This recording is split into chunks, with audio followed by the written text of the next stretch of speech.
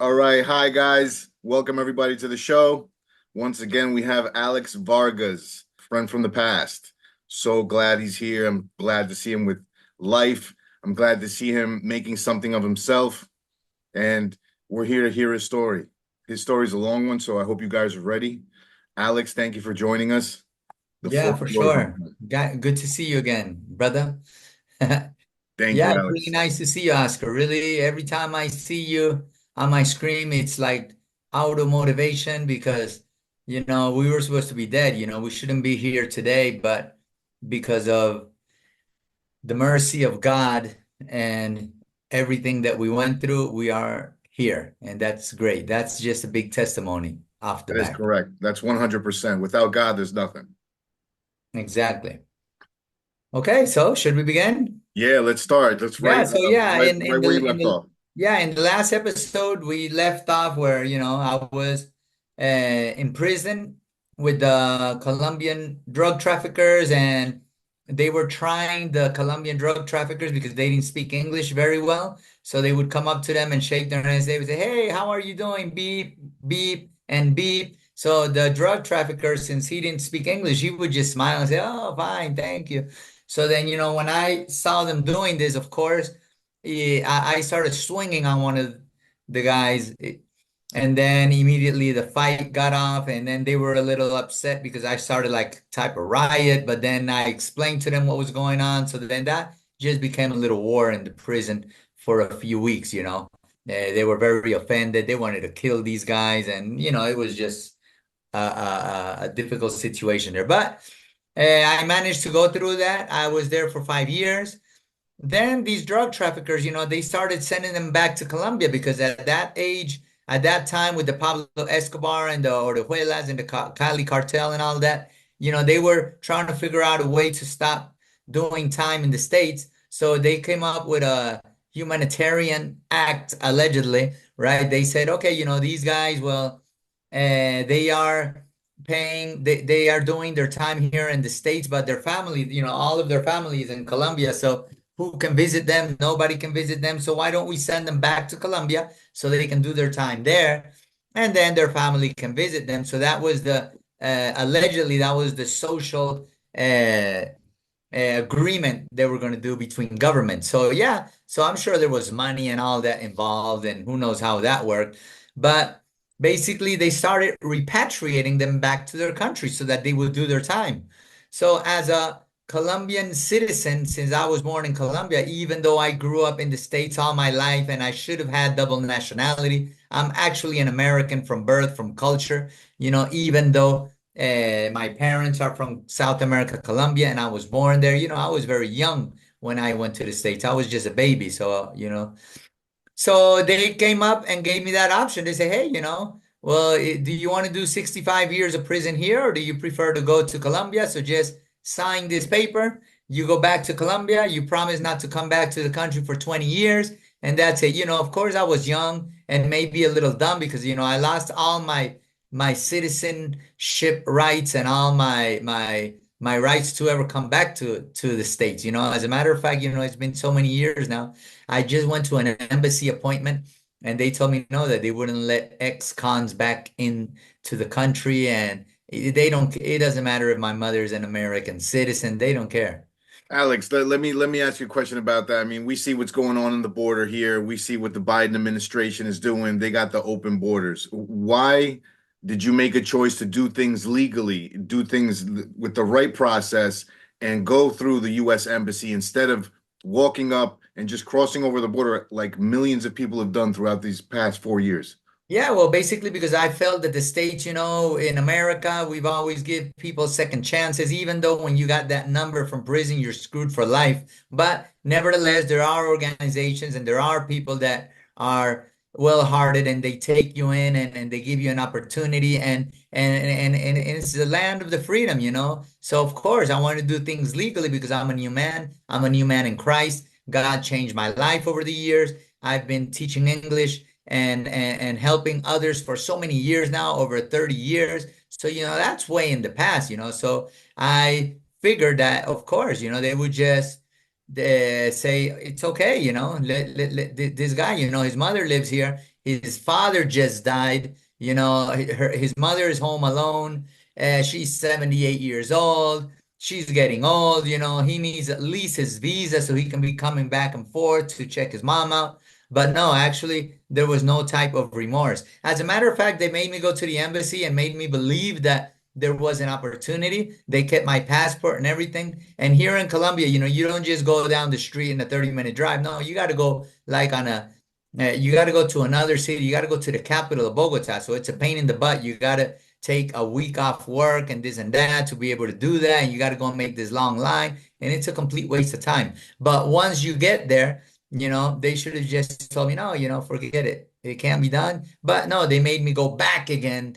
And Yeah. then they I told me, I no. gotta tell you, once you told me you were going back to the embassy, I thought that you had it. I was like, wow, Alex is gonna make it. He's gonna be able to see his mother. This is gonna be great. I can't wait to get the call from him. But I can't believe they made you go back just to get your passport and tell you that it was denied. This is unbelievable. Yeah, it's crazy. And yeah, I can go to the border. I can go to Mexico and I got green eyes, Yeah, I you speak you, you perfect could have done English. it, no problem. I mean, you could I still can do just it. I can just, put myself with all these construction workers that are going back and forth that are Americans. I can just, disguise myself and walk through and probably will get through with no problem. They might not even ask me for papers. Yeah, they Or won't. once they hear me speak, this is just another American, let them through.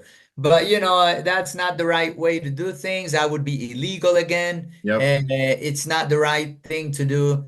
In the eyes of the Lord. So yeah, that's a no-no. So, I'll just have to have my mom come here whenever she can.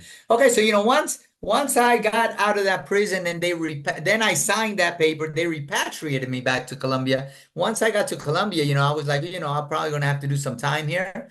But no, they just said, "Hey, welcome to Colombia," and come in and they let me free, man. I didn't have to Wow. pay a day of prison. I wasn't even locked up for a day. I just came in like a What? normal So you just visitor. got off the plane and just walked out like a normal person, like everyone else? They took the handcuffs off me. And then as soon as I got to the airport, I went to the DAS, which is like the immigration of Yeah. Colombia. They said, "Okay, welcome to Colombia." And that's it. I was free, man. I was like amazed. I was like, "Oh man, I'm Wow. free." That's Wow. Yeah. insane. So yeah, I didn't care anymore about signing that paper or what the hell I did. I was just glad to be free. Of I was going to course. be in prison for like 65 years. So, so yeah, so I was happy as hell, of course. So, I started, my brother was down here. He had been deported. Another brother had just fled from the States and he was over here in Colombia also. So he was teaching English and that's what he was doing. So I went and he's like, "Hey, you can teach English here and make good money." I was like, "Nah, man, I'm not going to be doing this deal." But then when I saw all those girls, studying English over there, and it was like a bilingual secretarial course that they do, and it's nothing but girls, women, just a classroom full of girls, all beautiful. And I was like, "What?" What?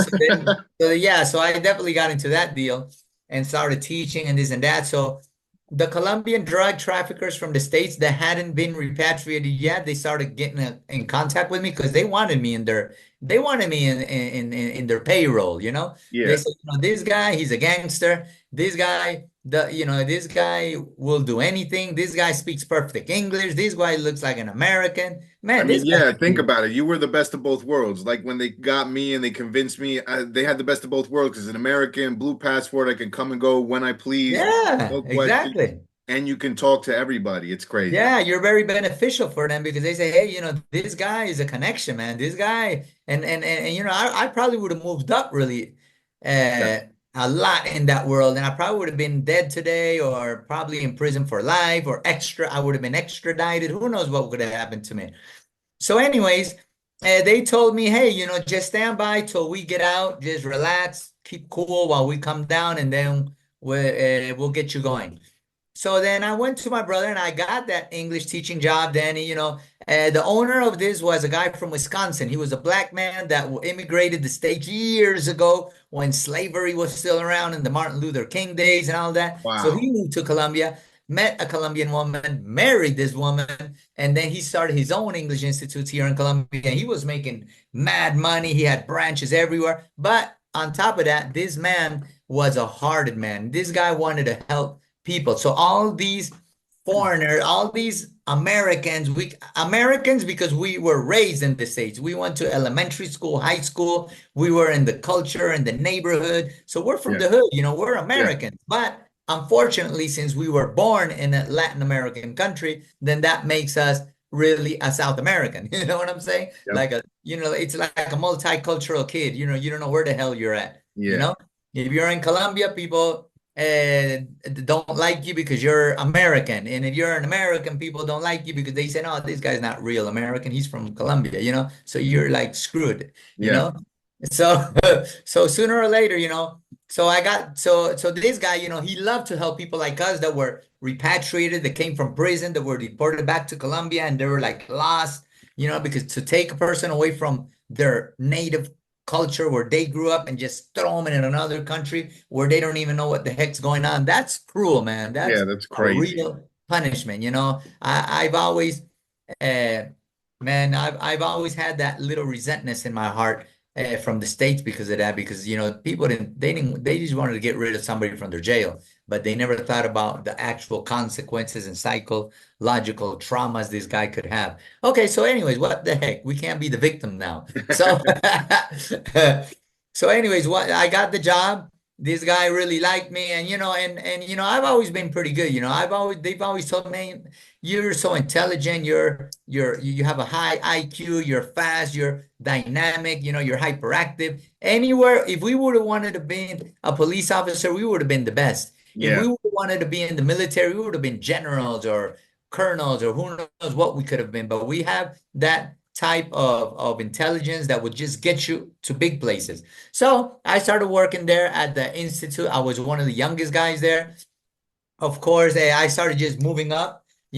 Every time we had trainings or we had like exams and tests, I always felt bad for the guys behind me or that were there before me because they were older guys, and yeah, I didn't want to make them look bad, because even though I've always been a thug, I've always been one of the good bad guys. yeah, That as I'm not that beep in yeah. school that used to bully kids and no, man, I'm the kind of guy that would beat another guy up because he was messing with the little Yeah, nerd with glasses. I I didn't gotta like say that that crap. you one of the few people I met in Ecuador's prison system that, although a thug and maybe a killer, you still are a very kind-hearted person. You're very, well spoken and you're a gentleman. To be honest, for people that don't know you, you're a stand-up guy, and to me, you were one of my friends in there. Yeah, thanks a lot, bro. And yeah, and that's I hate when people take advantage of people. And the majority of those that take advantage of the weak are really weak themselves. They're just showing, they take advantage of the weak people just to show that they're strong, but really they're just in diapers themselves. When it Correct. comes to a real tough situation like in those Ecuador prisons where we were in them holding cells where the only way you could survive was just by fighting for your life, these guys would just definitely, they would crap in their pants in there. Okay, so anyways, I got that job. I started moving up the ladder. They started training me here and there. Then I started being like the coordinator, a top teacher, and I was getting this education that I never got as a college. Alex, what town are Yeah. you in Colombia? What What city? time is, excuse me? What city were you in this school when you started in Oh, Colombia? that one. I moved to Bogota where my brother was at, but I didn't like Bogota because we were originally from Cali and Bogota is cold as hell. Okay. So I moved back to Cali, and my one of his best friends had been promoted as a director in Cali. So he got me in there, and that's how I got the job there in Nice. Cali. Okay. So, anyways, and once I started moving up the ladder in that, then one day I just said, you know what the heck, because they always they would have like the senior teachers do something, and then the boss would say, hey, can somebody do better? And I didn't want to, embarrass them or make them look bad. But then at one point I say, you know what the heck, I'm just struggling here, and I'm not going to make these guys look bad, and these guys don't do anything for themselves when they can do things better.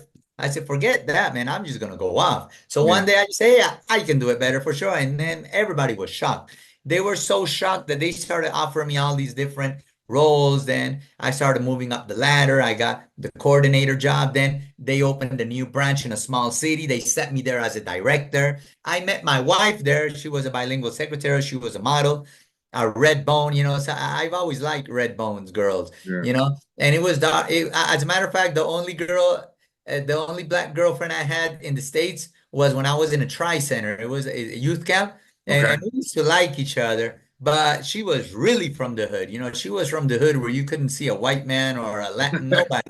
Okay. And I was, just from the Spanish hood. So it was like an impossible love. The cultures would never work out, but we liked each other. And that hurt me so bad, that gave me some type of trauma in my life because Yeah. the few times I tried to see her, I would have to go pick her up in her neighborhood. And people wouldn't want to see me in there, because I look, just looking at me from far away, they wouldn't say, oh, this is a Colombian. He's cool. Let him in. Oh, he just looks like a white boy with green eyes. They didn't want you in there. Yep. Okay. So, I met her, fell in love with her, and then we got married immediately. She started going everywhere with me. She was just a thug in her own role. And she was cute because she was a model, man. She was in this queen. She was in these competitions for Miss for representing the city and this and Yeah. that. And she just let all that go to follow her dreams with me. And she knew my past and everything. So, I really loved her, man. So then she started going with me. They sent me to a small little town to direct a little institute with like 200 students. Before you know it, man, I had done so many different types of agreements and deals with schools and organizations. I had like 500 or 600 students in there. So these guys were amazed. So immediately they sent me to a bigger branch in Barranquilla. They sent me to Barranquilla, and this branch was like for 1,500 students, and I ended up putting like 3,000 in there, man. It was just Wow. crazy because they were having internal problems. Teachers were dating each other. There Okay. was a lot of professionalism in there. So I had to go over there with a sword and stop chopping heads up back and forth. And I had to fire people and then hire new people, train new people. And man, I was really into this. I was Alex really was just, he into was it. taking over. This is Yeah, I was crazy. taking over and I was like, man, this is easy, man. If I was a thug and I used to sell drugs and I used to do this and Yeah. hurt people, man, I can do better things for people now. I can pay society back. I thought of that way. So things started getting really good and they started transferring me here and there. Then in Cali, they had promoted one of my best friends as a director. And this guy ended up starting to smoke crack and cocaine. And then he ended up committing suicide. And it was a pain in the butt. So they offered me to go back to Cali and be the director there because Cali's branch was much bigger than Barranquilla. That was a big branch. It was like 3 floors of students. So, but since they had sent me to Barranquilla, it was a benefit for me because they would pay my rent, electricity, everything was Oh, paid for. So, beautiful. I was like just making good money. So then they told me that they would do the same in Cali, even though I was from Cali. But now I had to go back and be all my ex-colleagues' bosses and this and that. So I went, I went. I had my first day, I had a meeting with everybody. I told them straight up. I said, look, man, if you guys are all my friends, then you're going to do what has to be done, what orders you have to take. You're going to do things correctly. If not, then that just shows that you're not my friend and you're giving me a hard time. So I'm just going to fire your. So of course, so things got really good there, man. And that's where, I had the best times of my legal years there. Now, as this was going on, this was like from a 6 to 7 year period. And then the drug traffickers from the States started getting out and coming back to Colombia. Oh So they man. started calling me. And then the founder of that English Institute, he died, and he was the cool guy that was on top of everything. So then all the administrators started trying to take over and change things, and things get really screwed up. And then there was this guy that he was like the academic administrator. He would just go to all the branches and want to screw the students, the girls. He was No. very unprofessional.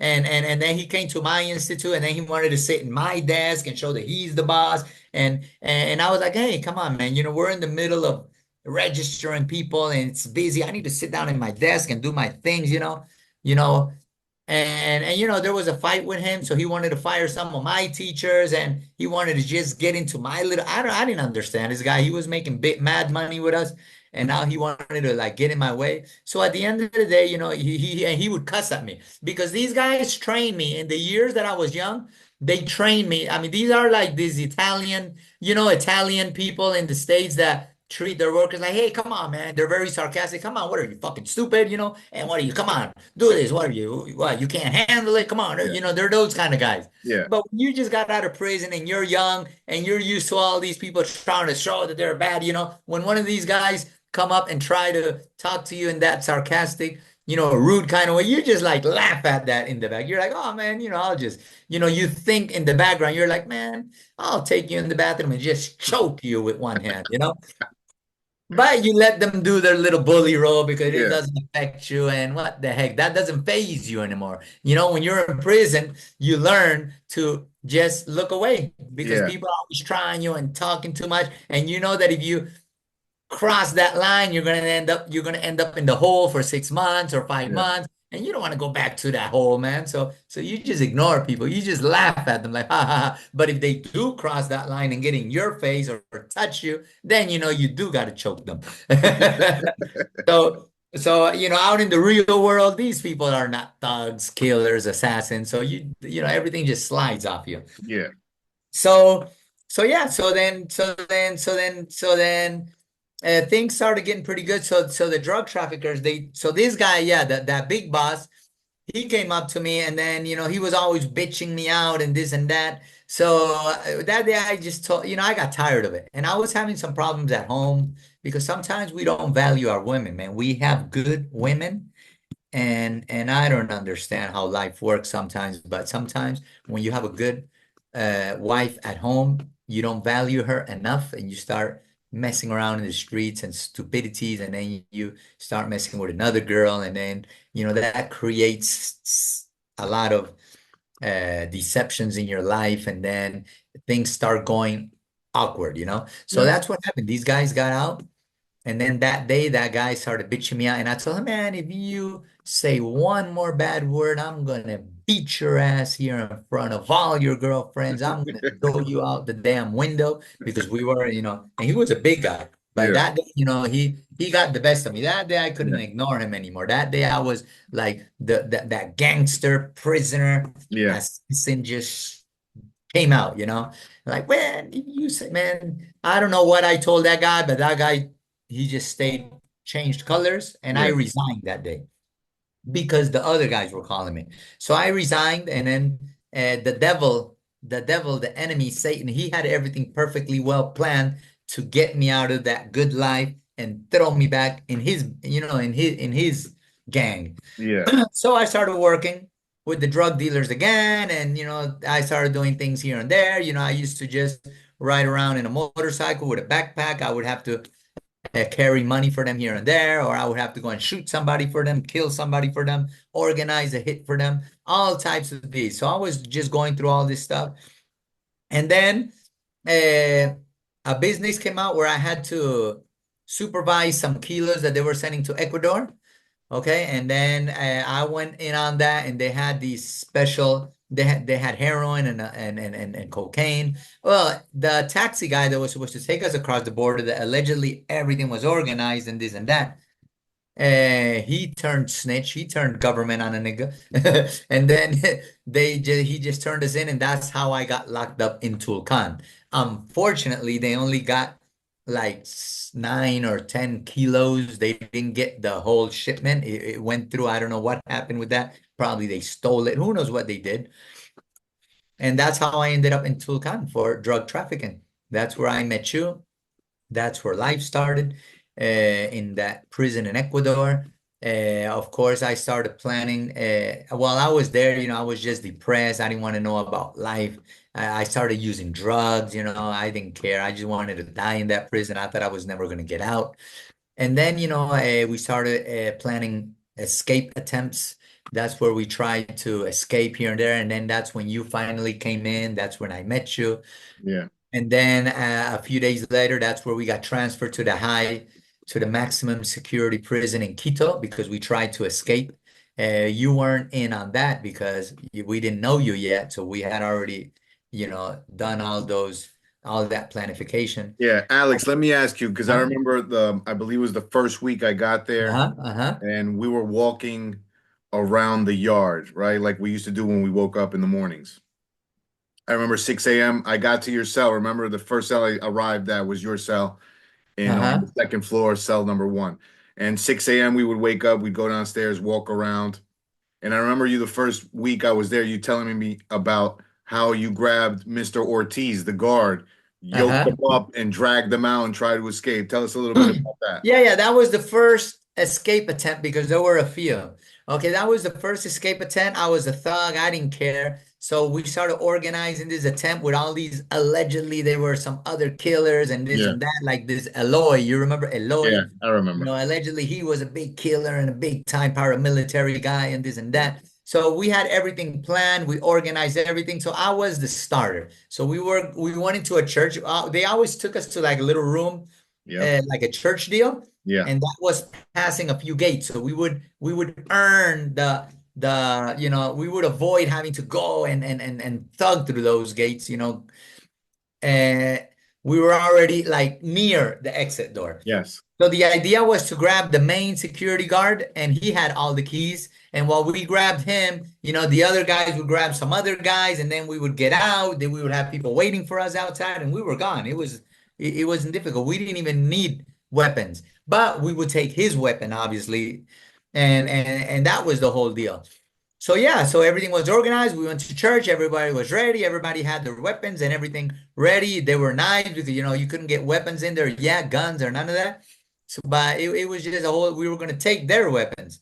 So everything was organized, and as soon as I signaled everybody and everybody was ready, then of course I got up like if I was going to go to the bathroom, and then of course the Ortiz guy came in, which was the head security guard. And as soon as he came, bam, hell broke loose. I grabbed that guy from behind in a headlock, like if we were in WWF, slammed him on the floor. And as soon as I slammed him on the floor and took the weapon and had everything ready, I told the other guy was supposed to assist me on that. Eloy, he was supposed to tape the guy up, yeah, yeah. supposed to wrap the guy up, his hands and his legs. So as soon as I told him, I said, okay, tie him up, tie him up. Man, you're not gonna believe it. This guy got so nervous, He he didn't froze know up. what. Yeah, he froze. He didn't know what to do. And when I told him, hey, tie him up, tie him up. You know what he did? He just went down shivering and started tying his shoes up like he had nothing to do with the deal. Oh So my they left me God. hanging just by myself. That's Nobody else came out. that's Everybody crazy. was frozen. I guess they thought it wasn't going to happen. And I was dead ass serious, man. I was trying to break out of jail. What the heck? Yeah, So, they just left me there hanging, and then all the security guards came and they grabbed me and they beat the hell out of me with them nightsticks. And yep. man, I got a severe whipping. Then they threw me in the hole and I was screwed in the hole. And now I just wanted to get out and kill everybody. I said, I'm gonna kill them all. I don't care. And man, and so things got rough. Then I got out again. Then we were supposed to try to escape again. Then we were going to try another method. So that Eloy guy, I couldn't kill him yet, but he was on my list. But I couldn't do nothing to him because then that would screw me up. And that little Tulcan was a small prison, so I didn't want to Yeah, get moved yet yeah. because then I Alex, would be screwed. do you remember when I was there for one attempt? I don't know if you're going to speak about the same one. On the second Yeah, floor, right next to our cell, we cut that's the the one. bars, Yeah, that remember? would be the second one. Yeah. Yes. All right, all right. Go ahead. Yeah. Go into that Yeah, one. that's the second attempt. Yeah, that's right. That's the one you were in on. We had been cutting that little bar for so long, we would take turns. I think even you were cutting that bar. Yep. And then the idea was to go out of that little hole, and then we would go straight to where all the officers sleep. We would go to their room. And Yes. from there, we were supposed to go to the terrace. And then from the terrace, we would climb down, and then we had people waiting for us to take us. Yeah, that was the whole deal. And yeah, that was done. That was organized. The same situation. We were able to do it. We went through and we did everything as planned. We got to the terrace. And when we got to the terrace, I don't remember exactly what was it that happened, but somebody didn't do their job correctly. And then the alarms went off or something like that. And we were already on the roof, and we could have gone down, but we couldn't go down. And then there was an Italian guy with us. I don't remember if you remember the Italian Remember? guy. Yeah, yeah. And Simone. he was telling, come on, jump, let's just jump down. What the heck? Yeah. But nobody was there. I mean, and we didn't know where to go, where we would fall. And I remember that. I had been told that, over there in that little city, everybody is a narc, they don't care. They'll chase you down the street, the whole community trying to get you. So imagine you in the middle of this little town with people don't know you. What are you going to do? You have no weapons, you have no guns. So it was just like a thing. So that's why I didn't really want to jump that, because we were supposed to leave on the silent tip. We were Yes. supposed to go down, nobody would find out. Yeah, Once because we were down there, we would camouflage ourselves. when we were gonna leave, it was the moment that the visits were leaving through the front door. So all the guards and police were occupied at the front door, and we had to Okay. go out and jump, remember the roof down to the side, like where the fire, I believe the firefighters were. Remember I believe they had the fire trucks on the other side of Okay. the building. Okay. Yeah, that was crazy. Okay. Never Exactly. forget that. Yeah, exactly. So that was the whole situation. That was the whole situation. But since the alarms went off, or I don't know what happened, then that screwed everything up. And then we couldn't do as planned. And that's it. So we had to come and crawl back in. And then that night they came and they just started transferring some people. So they didn't transfer everybody. As a matter of fact, you didn't get transferred on that one yet, right? No, You got not yet. lucky. Yeah, I Yeah, got you got lucky. lucky. You didn't get caught on that one, but they knew who the principal. They really didn't know exactly who were the the principal people of this deal. But I'm sure that somebody snitched here and there. And no matter what, they said for sure these guys got to go. The guy that grabbed Mr. Ortiz first, he probably has something to do for it, with it. So definitely they transferred me and some other guys. They transferred like four of us only, but then after that, they started transferring a whole bunch of others. So yeah, so then they sent us to maximum security in Quito. That was a real hellhole, man. They were killing people left and right there, man. Over there, you had to survive or die, man. It was crazy. And and and in this place there was a lot of drugs, there was a lot of things. I thought I was never going to leave. I really got depressed. I started using drugs left and right. I just wanted to die over there. I was using heroin, cocaine, smoking crack, everything. I just said, man, I want to die here. I don't want to have nothing to do here. I was stabbing people left and right. Over there they had what you call the come muertos, the famous come muertos, which are, it's crazy, man, because if you kill somebody there, you get 25 years.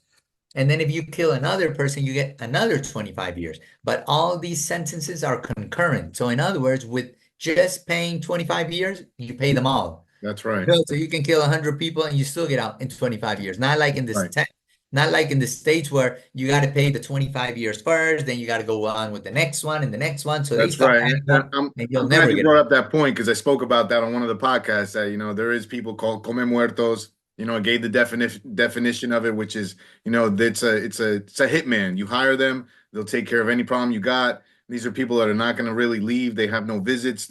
Most of them are drug addicts, and they're Yeah, willing to take, exactly. 500 Exactly. bucks, 1,000 bucks, and they'll knock off an enemy for you, no problem. They'll go sit in the hole for, a month or 45 days, and then they're back down in general Exactly. population as normal. Exactly. And another characteristic that they have is they'll just pay for your crime. So in other words, if I want to kill you personally, I'll just stab you to death, cut your head off, and I'll just give the guy the knife.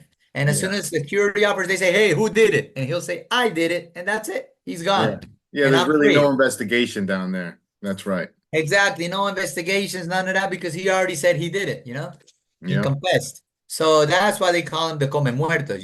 So that's crazy, man. So we were going through that. I started using drugs here and there, man. I was just all day doing drugs and trying to see what I could do. Then they would kill people and they would, cut them in little pieces, and then they would have you do all types of tasks. You could do, I mean, you could help them get rid of the body, or you could help them chop somebody up, I mean, there were so many things you could do just to get drugs. And there were riots all the time. There were riots all the time where they would keep the visitors in, and then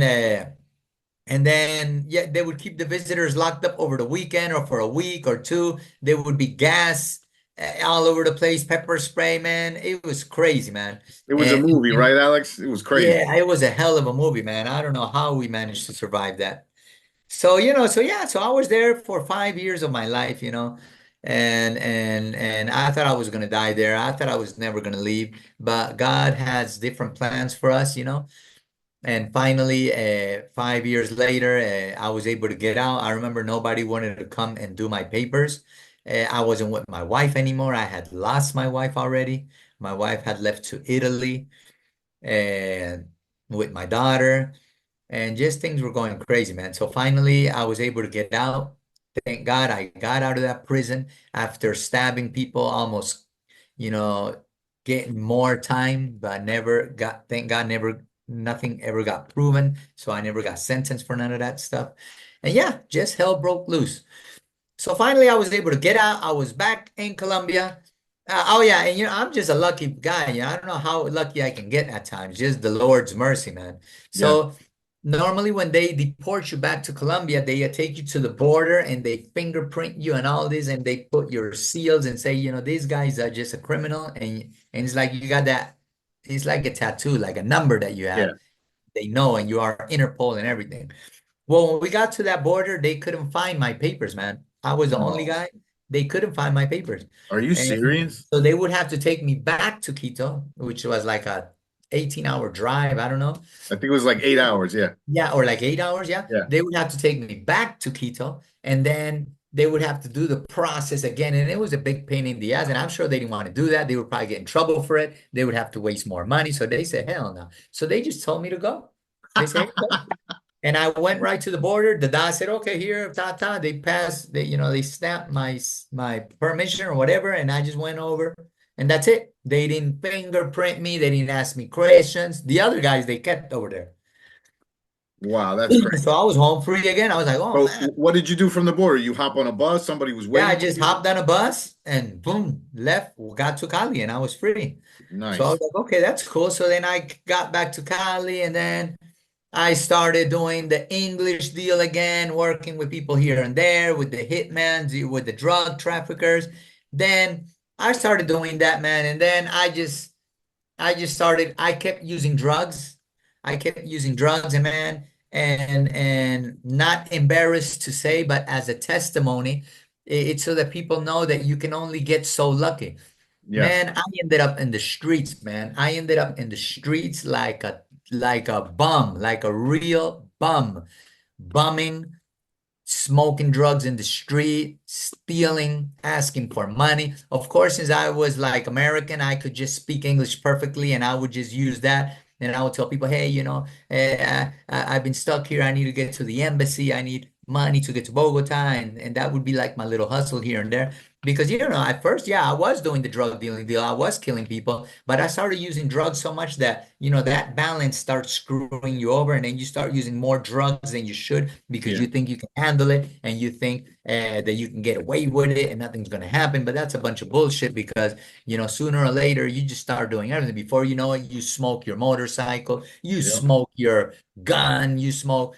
And man, I was just now the typical guy living in the hood, those hoods in Colombia that we call ollas. Man, Yeah. those are some real cemeteries, like walking zombies everywhere, and just killers go there. So what happens is the mafia comes, they hire you to do a hit. You go and you do a hit, and then you're back in that place smoking all that money off until you finish it, and then you do another hit, and that's what you do, and you're just in that hellhole, man, living like a real zombie.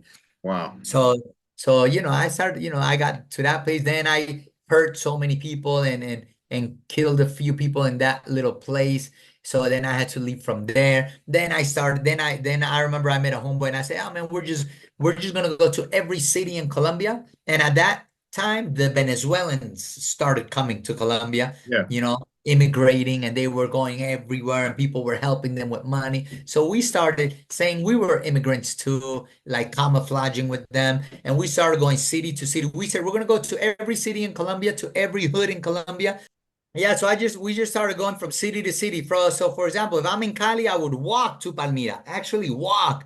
And every house or place that I would see on the way, I would stop there and speak like an American and tell them I'm on my way to Bogota, that I need money for transportation. And Wow. everybody would give us money and food. So we would get all that money and collect it. And as soon as we got to the next city, we would go to the hood, buy all the money and drugs, stash all the drugs, and then start walking to the next city. And obviously, from city to city, just smoke your ass off until you got to the next city or died or shot. Man, there were so many drug dealers we met. We met guerrillas. We met all types of people, and they all wanted to kill us. But it's like if you're walking in the highway, the Lord was always with you, and He was always like saving you from all of these attempts because He always has a special plan for each one of us, you know. Some people don't get lucky and they're cut, you know, and they die. Or Alex, speaking of guerrillas, so not too many people know, but in Colombia there was, in those times, a lot of guerrilla warfare. Can you explain that a little yeah, bit to guerrilla us? warfare, and there still is. Yeah, back in the days, you know, they took over the palace, the Justice Palace, you know, and they kidnapped a whole bunch of administrative people, ministers, and this and that, and then they became a political group. And then after that, that's where Petro, you know, the president we have now, which is a total beep, Yep. he was from that original Yes. organization.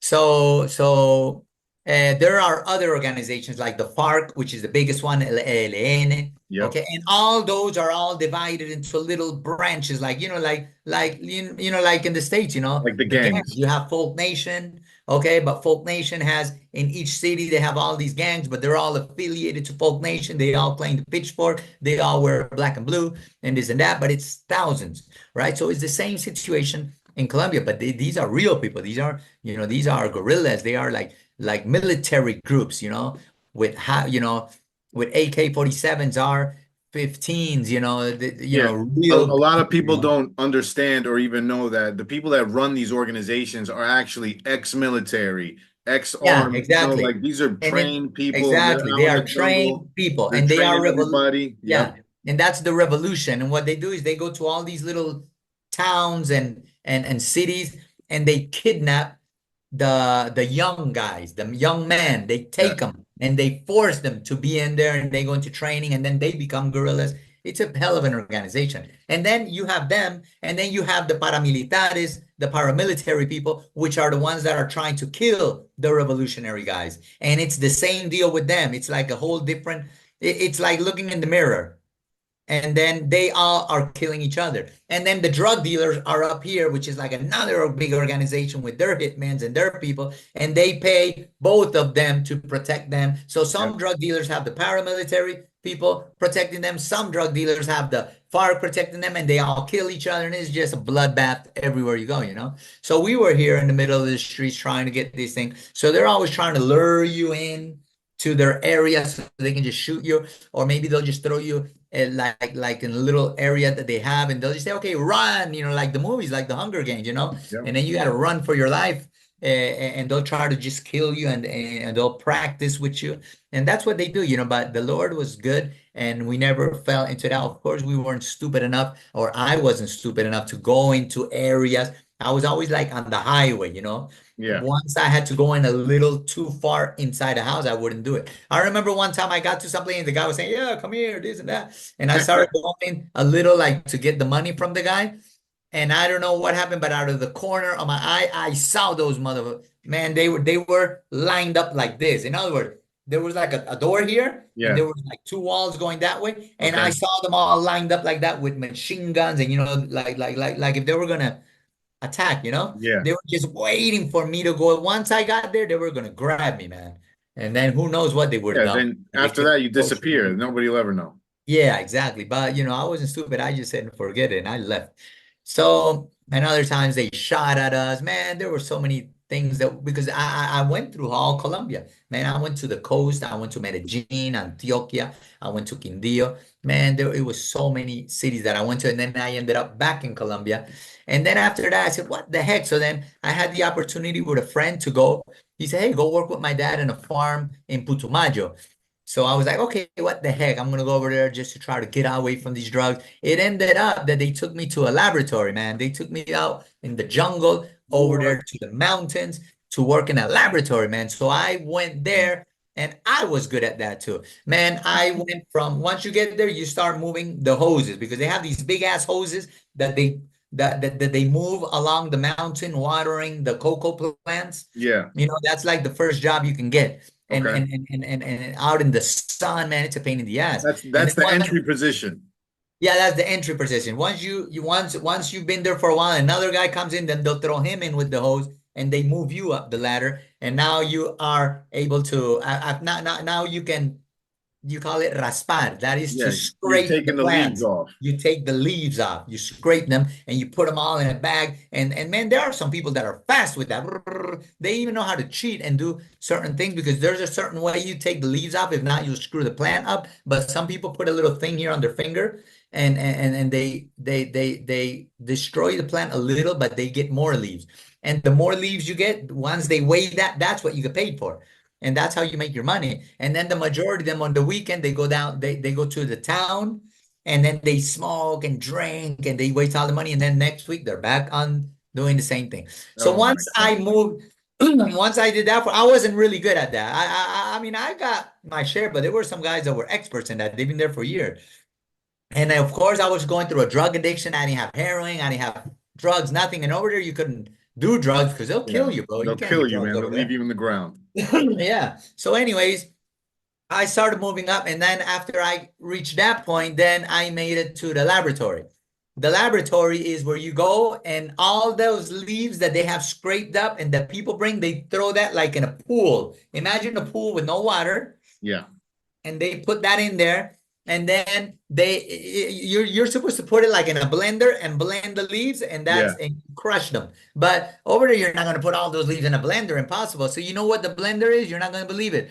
You What? have four guys with weed eaters, four guys with weed eaters, and the Oh, weed. like the landscapers use? Exactly. That's what you Wow. cut that crap off with. Those are your blenders. So you Okay. have four guys inside a pool with all those leaves that they're pouring in there. And you're just, and once all that's gone, then they start putting all the stuff in there, all the, All the all the chemicals. ingredients, the chemicals, and the gasoline, the acetona, and then they start. Then you got to start walking on that and mixing it and all that crap. Then from there and that you do that for a while. That's a position there. Then from there you move on to the next position where is putting all the it's where you get all the leaves and you gotta there's something that you gotta do with it. You gotta put them like in a I don't know what you call a syringe or what do you call those things where you know when you make juice and you and para colar, how do I forgot how Oh, you a strainer. like the strainer, yeah, the strainer. You got to strain all that into some containers, and then you got to Yeah. put them in there. And then after that, there's a process that goes there. And then after that, they take everything out, they throw that away, and then you have some liquid there. Then they put some other chemicals in there, and that they start cooking all that crap. And then the oil starts coming up, like when you smoke, like when you cook crack. It's Yeah, like yeah. cooking crack, something like that. And then that's where you get the base, the base. And Wow. the base is like a kilo of base. With that kilo of base, they can make 3, 4, or 5 kilos of cocaine. Okay, that's how it works. In other words, from the base kilos, Yeah. they do some other chemical work to that, and then they turn that into a cocaine uh, into a kilo of cocaine to Wow. snort. But it's very pure. It's 100%. So you can't just go to the States and sell it for 100% and people will snort it. They'll die. So then from that kilo of 100%, they take it and then they start, Yeah, they uh, stretch it out. yeah, they stretch it out and they make 4 kilos out of that and this and that. And that's what they do. That's the name of the game. So Wow. yeah, so I made it over there, man. And then they loved me so much because I spoke English, because I was teaching them English. And then before they know it, I was in charge of the whole Oh my God. place. So everybody would leave like to do for town or whatever, and they would leave me Uh-huh. on the weekend in that jungle, man. That jungle with deadly animals, deadly snakes. It was crazy. But we used to live in these houses that are like put up in bamboo sticks high so the Yeah, yeah. animals can't go in. And it's crazy, man. And I just wanted to die where I was in drunk. So one day I just said, what the heck, man? I pulled out the containers where they do all that and I started scraping them and I started like adding all that base up. You would Uh-huh. get like little rock, you would get big rocks like that of adding everything on. And then I Yeah. had so much saved up, I didn't know what to do with it because I'm in the middle of the jungle. How the hell am I going to sell that or leave with it? Yeah. So I started putting them in my backpacks. I have, you have a backpack like Yeah. this. So Uh-huh. what I would do is I You cut it started open lining right it. here and I started putting it in here in the straps. And I said, Yeah. I don't know what's gonna happen, but as soon as I got them straps filled, I'm leaving. I'm gonna get my money, my paycheck, and I'll tell him I got to go to Cali for a week, and I'll go smoke my ass out for about a week or a month or whatever, and then I'll come back and work. So that was like my plan. So then I started looking. I said, "Hey, I'm here alone. So what the heck?" So I made like a pipe out of somewhere. Yeah, I yeah, didn't have cigarettes there because you had to go to town, and I couldn't go to town. yeah. You have to walk through the jungle like an hour and a half just to get to town. Oh my God. And one day I did it just for the heck of it. I left the farm alone and I walked my ass off through that jungle because there was I mean, it's a jungle with pitfalls and everything, Yeah. and you don't know how to go through that jungle and come back. Yeah, or else you'll get I, lost. I said, what the heck? I'm gonna go for it, man. And I made it. Can you believe it? That's I crazy. made it. I got lost a little here and there, but I made it and I was able to buy a pack of cigarettes Oh because my that's God. all I had. So once I made it, I had the pipe, I had the cigarettes, I had the merchandise. So I started smoking. Once them cigarettes finished, I wasn't gonna take that walk again and again. So I said, forget it. So I just started using ash from the where they cook, where they Yeah. make the leña. I Oh would my use that ash. God.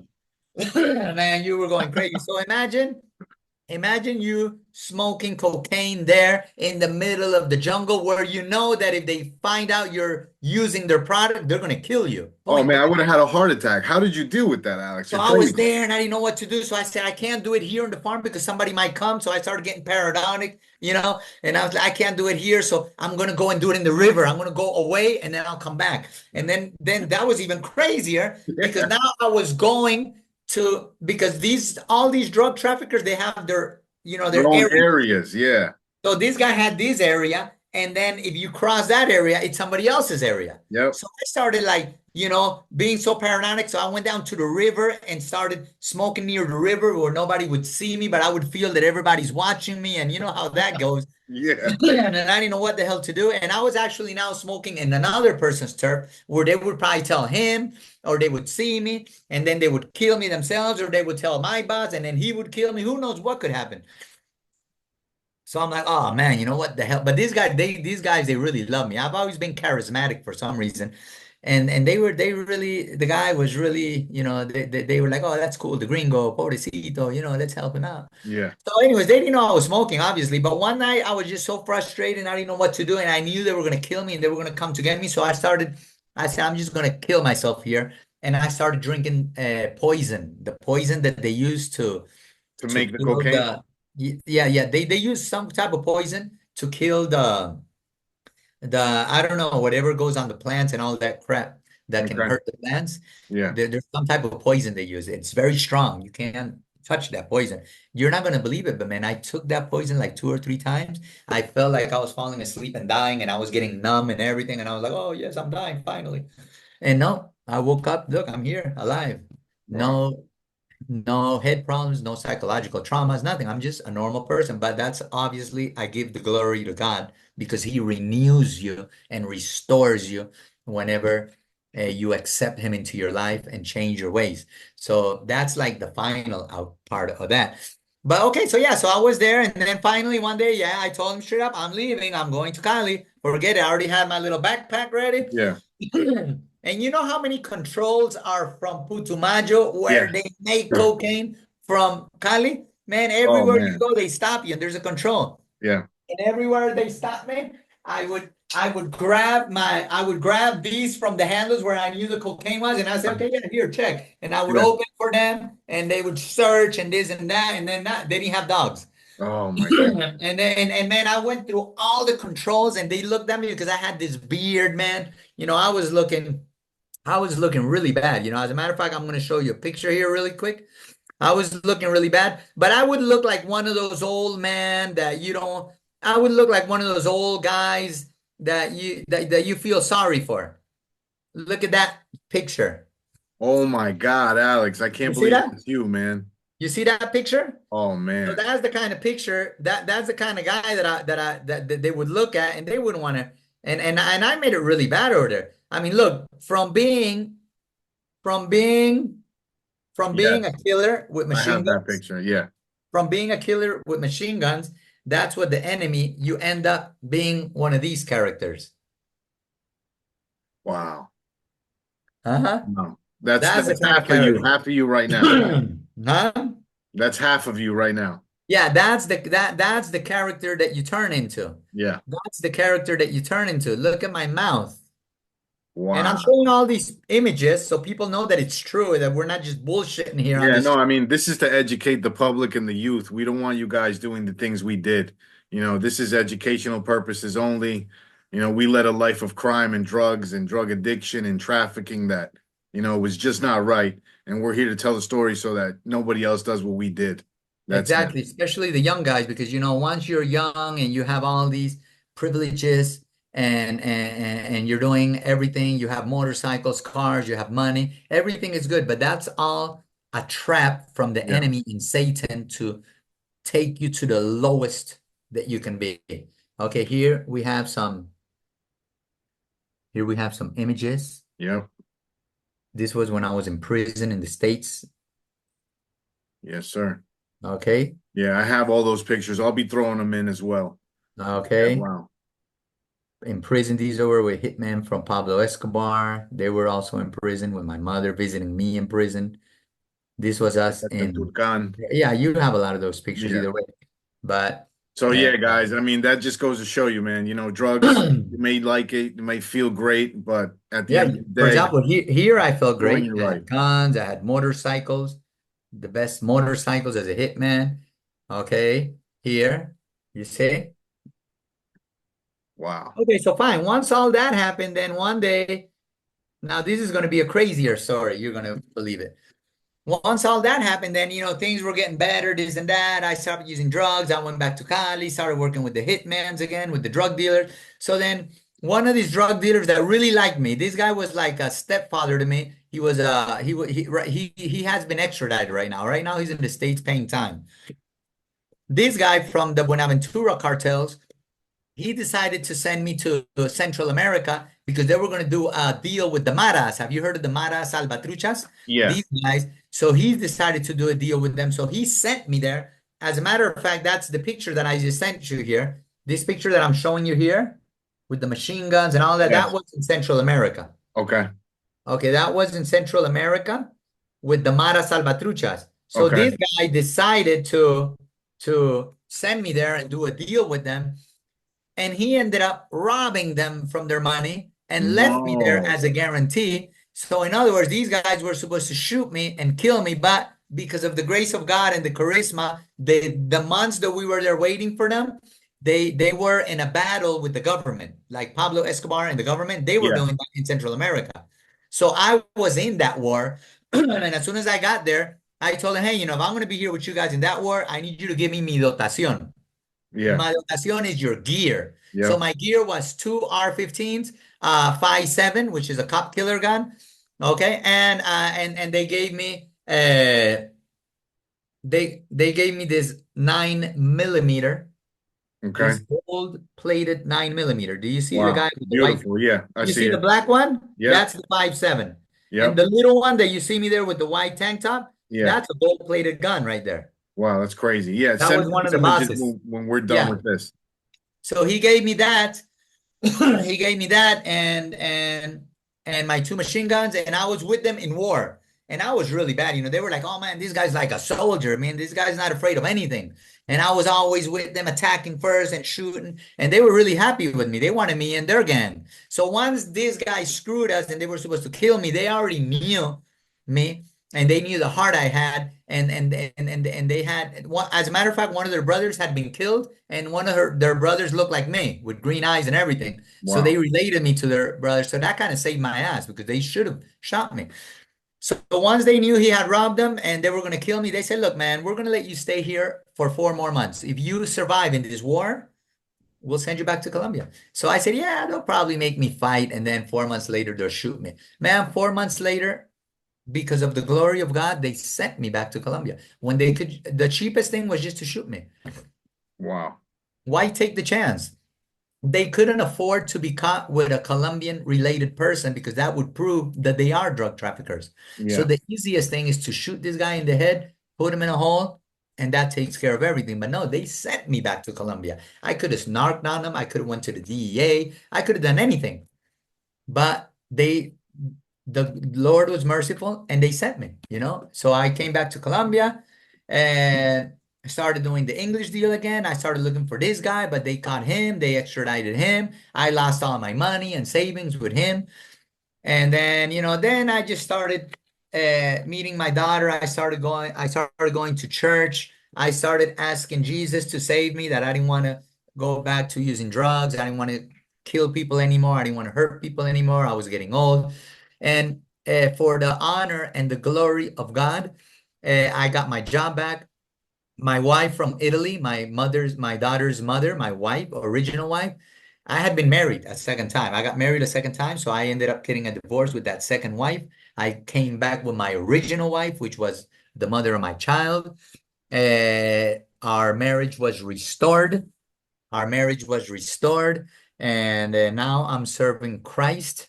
I am I work at the church. I have my ministry. I go to foundations. I speak to drug addicts. I speak to drug dealers. I speak to criminals in prisons, and I try to let them know that, they're not going to be that. I give them a clear message. This is what happened to me, blah, blah, blah, blah, blah. The Lord saved me for the glory of God. I am a new man today. I am an English teacher. I've been an English teacher for years. But you might not get that lucky. You might be like the other guy that just came out in the news that is in the cemetery. You might end up in a wheelchair with no eyes. Something can happen like that. So that's my clear message to them. Take advantage, repent, follow the Lord, and get out of that life, because it's going to take you just nowhere. And that's my message for them. That's my message for them. Now, I live off online classes. I'm an English teacher. I teach young people so they have the possibility to travel to other parts of the world and use English as a connection with between different cultures, so that they can get decent jobs, this and that. And that's the way I pay back all the evil that I did and everything that I did in my life. That's what I do. Now, of course, we always have trials and hard times. Like the money factor is always a problem right now here in Colombia with this new president. They're screwing us left and right. So times are hard. My stepdad just died in September. My mother is alone in the States. She's an American citizen. She's getting her pension, but they didn't give her all her pension because, when my stepdad died, since he had a first wife, they're giving her a part. So my mother is not getting a good pension fund. Uh, when they got into the car accident and my father died, unfortunately, they took her car and the insurance paid it off because it was a total crash. So she doesn't owe the car, but she doesn't have a car. So she's got knee problems. She has to walk to the bank, to church. She's a very frustrated here and there. Her children are not there with her. They denied my visa, so I can't go and keep an eye on her. And right now, she's just I need to get her a car. Right now I'm just trying to save money and trying to see what I do, because to send money from Colombia to the States, it's a pain in the ass. It's like in other words, you have to make $200 here to send her $50, for example. Yeah. If I want to send her $50, I got to make 200 here. And to make 200 here, I got to work almost a week. It's not like I can make them in 2 hours. So Yeah. it's very difficult. So I'm praying God right now to try to get her at least enough money, or to have the Lord give her a car, a used car, I don't care, but to give her a car just so that she can get around, so she can do the doctor deal, the bank deal, whatever, so she can move around and not just be stuck in a little duplex, in a neighborhood all heated up. So that's it, but I'm sure the Lord will come through. If he came through with me, he'll come through with her. He came through with you, and he's going to come through with you. To whoever's listening out there that has these types of drug problems or is thinking about being a criminal, if you're young and stupid, because sometimes we are all young and stupid. I'm sorry to use strong words, but sometimes we need to hear the truth in our face, and we don't think things clearly. And you got to think about the future, because the future is not good when you follow the wrong steps. The best steps are to study, stay in school, try to be a professional, try to get into the army or the navy or any of those things. Those are good for people that have no money. Go into the armed forces. You'll do a career there. You'll be somebody that your children will be proud of. You're not going to be running away from the police. You're not going to be hiding from the police. You're not going to be smoking drugs. You're not going to be hustling people. You're not going to be lying to your family. You're not going to be doing none of that crap, which is just a big waste of time. That is my recommendation. And thanks a lot, Oscar, for giving me an opportunity to let the story out. No, thank you, Alex, for the time you have given us. You know, your story is it's motivational. You know, I find it as in just looking at you, you're an inspiration for me and hopefully for many other people. If we just help out one person with this podcast, I believe we've done our job because, the point that we're trying to push here is, don't do what we did. Don't become a drug dealer. You don't know what's going to happen. We lived through hell. You've gone through it. And I just see you now with so much more life now than when we were young kids, because we were young kids in prison. Yeah, I just see exactly. your mindset has changed, and you're a family man now. We're talking about you're going on vacation to Cartagena next week, and things of that nature just makes me happy to see you again. And for anybody watching this, you want to help out Alex, I'm going to be dropping his links in the bio and in the description of the video. We're going to put his links up. We're going to try to help his mother get that used car because we want to push positivity. And, we're just here to give our story to the world. Alex, I thank you again. I really appreciate it, my brother. And I hope to see you soon in Okay, person. brother. Maybe I'm going to have to fly down there and just give you that hug, man. Yeah, yeah, you're gonna have to come down here, and everybody, you're welcome to see. As you can see, these are not tattoos that I have from, Alex, show him the one that I helped you do in Tulcan with Muerte Sapos. oh, the Muerte Sapos, this Yeah. one. Remember, we did that one together. Yeah, that one is Mueran Sapos. It's like die snitches. No, and the reason I'm showing all these tattoos, Yeah. these aren't tattoos that you go get in a tattoo parlor because you want to be cool in school. No, these are Yeah. prison tattoos. Yep. And the reason I show them is just so that people know that we're not just some type of character here trying to sell an Yeah. unknown story or none of that. No, man, in my case, I just want young people to know that there is a chance. You don't have to do criminal activities to comply with your dreams. You can make your dreams come true relying on God and relying on your work and relying on all these different situations. I will send you some pictures to your WhatsApp so you can put them in at the end, and so people can see the real how I was when I was in prison, when I was in drugs, when everything. And I'll send you also some pictures with my family now so that you guys can see how good Lord is. All Yeah. right. We want to see and we want to let everybody know anything is possible with God. Thank you, Alex. You're the All best right. one. See you God soon, bless brother. you. God bless everybody. And see ya when I see ya.